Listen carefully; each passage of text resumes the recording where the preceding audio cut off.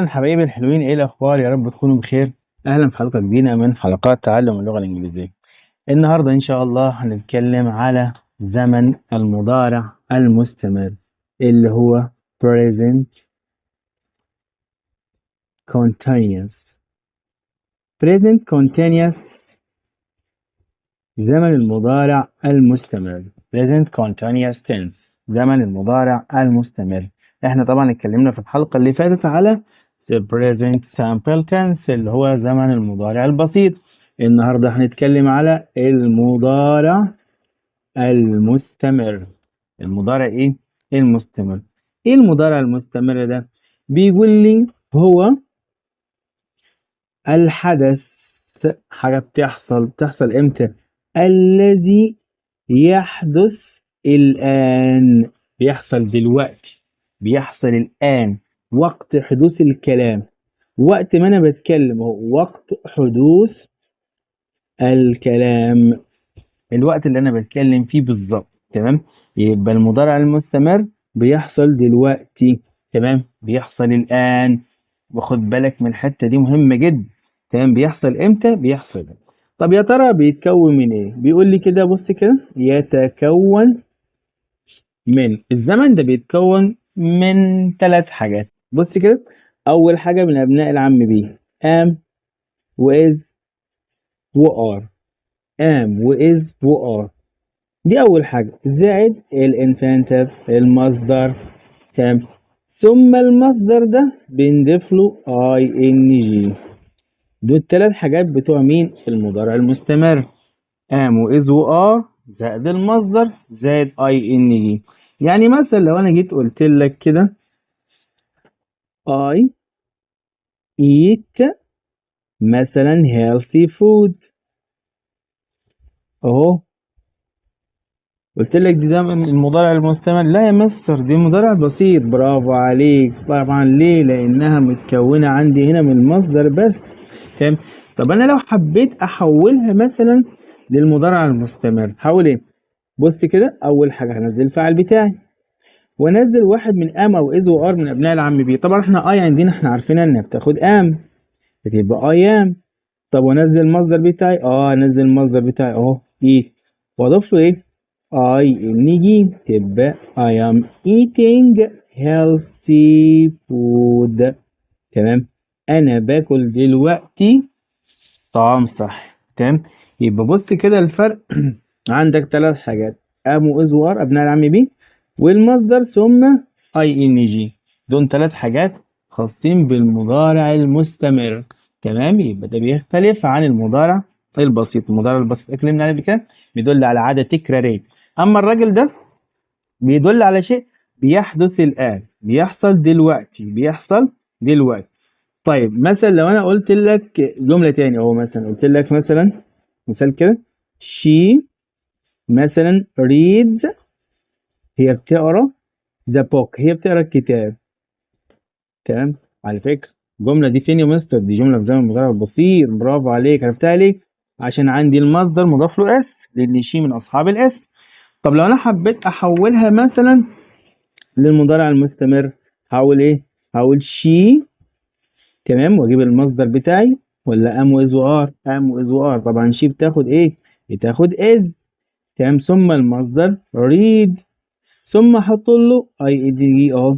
she is reading the book، هي بتقرا الكتاب now، الان. تمام، يعني حاجه بتدل على حاجه ايه بتحصل دلوقتي.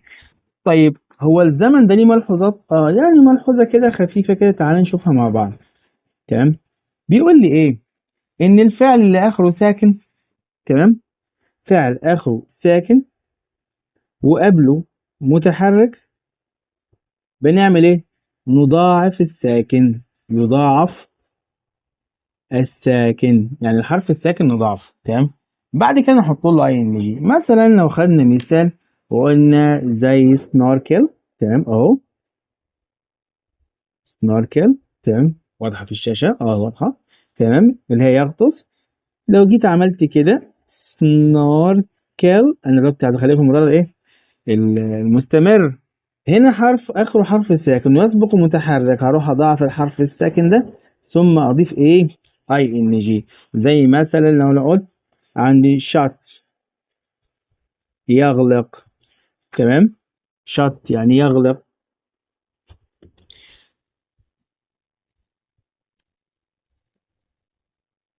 shut يعني يغلق، عايز أقول shutting، تمام؟ بص كده أهو الفعل. أعمل إيه بقى؟ آخره ساكن ويسبقه متحرك، أروح أعمل إيه؟ أضاعف الساكن وبعد كده أحط إيه؟ ING. حلو خالص. طيب أمال لو الساكن ده بيقول لي هنا، إحنا كده خلاص عرفنا ليه. لو ساكن قبله متحرك هضاعف الساكن. طب في حتة تاني بيقول لي إن الساكن كده أهو، لو انتهى مثلا الفعل آخره ساكن وسبقه حرفين متحركين مثلا، قال لي بنعمل إيه؟ قال لي لا يضاعف الساكن هنا، نضيف أي إن جي على طول، تمام؟ زي مين مثلا؟ زي إيت، تمام؟ تبقى إيه؟ eating على طول، مش بضاعف فيها حاجة.